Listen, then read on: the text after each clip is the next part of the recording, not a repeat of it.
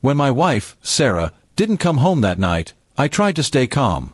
I told myself she might have gone to her sister's place or stayed late at work.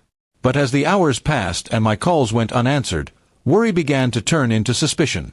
By midnight, I was pacing around the living room, staring at her untouched dinner on the table. Something wasn't right, and deep down, I already knew what it was. The next morning, I checked her location through the Find My Phone app we had both installed years ago. Her phone had been at a hotel across town overnight. My heart sank. That was all the proof I needed, yet I still couldn't believe it. I stared at the screen for a long time, feeling anger, pain, and disbelief all at once. I didn't text her. I didn't call again. I just sat there in silence, realizing that 10 years of marriage might have ended without a single warning. Around noon, my phone buzzed. It was a message from her. It read, "I'm sorry, I can explain everything. Please don't do anything until we talk." I felt my hands shaking as I read those words. It wasn't even an apology filled with regret. It was a message from someone trying to control the situation. I didn't reply. Instead, I decided to let her explain in person, but in my own way. That evening, she came home, looking tired and scared. Her eyes were red, and her voice trembled as she said, "I made a mistake, but it didn't mean anything." I didn't say a word. I just looked at her and listened as she spun a story about being emotionally lost, and how it just happened. The more she talked, the colder I felt. I realized she wasn't sorry about what she did. She was sorry that she got caught. I told her I needed time to think, and she went to stay with her sister. What she didn't know was that I already had a plan forming in my mind. Over the next few days, I gathered every piece of evidence I could: hotel receipts, text screenshots, and call logs. I didn't do it for revenge yet. I did it to understand just how long this betrayal had been going on. The more I uncovered, the clearer it became that this wasn't a one-time mistake. Sarah had been seeing her coworker for months. They had taken trips together, made secret plans, and even joked about me in their messages. Reading those words was like being stabbed repeatedly. But instead of breaking down, I stayed calm. I realized that my best revenge wouldn't be yelling or fighting. It would be letting her see what she had lost without me having to lift a finger.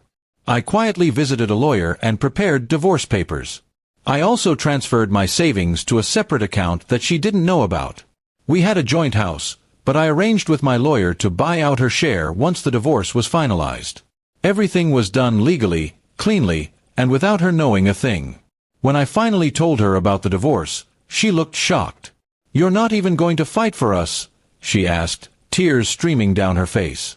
I simply said, "You already decided to end this marriage when you chose him. I'm just finishing what you started." That silence between us was heavier than any argument we had ever had. In the following weeks, she kept messaging me, sometimes apologizing, sometimes begging, and sometimes blaming me for giving up too easily. I didn't respond to any of it. I had spent too many years trying to fix things that weren't broken by me. It was time for her to see what life was like without the man who had loved her unconditionally. A few months later, I heard from mutual friends that her affair had fallen apart. Her coworker had left her, and she was struggling to find a new place to live. I didn't feel joy hearing that. I just felt peace. Revenge, I realized, doesn't always have to be dramatic. It can be as simple as walking away and watching the truth catch up with someone. One day, she sent me another message. It said, "I wish I could take everything back. I miss you." I looked at it for a while, then deleted it without replying. That was my closure. No shouting, no confrontation, just silence that said everything words never could. As time passed, I started to rebuild my life. I focused on my work, spent more time with friends, and began finding myself again. The pain didn't disappear overnight, but every day I woke up feeling lighter. I realized that forgiveness doesn't mean letting someone back into your life. It means freeing yourself from their control. Months later, I moved to a new city for a job offer. New place, new people, new life.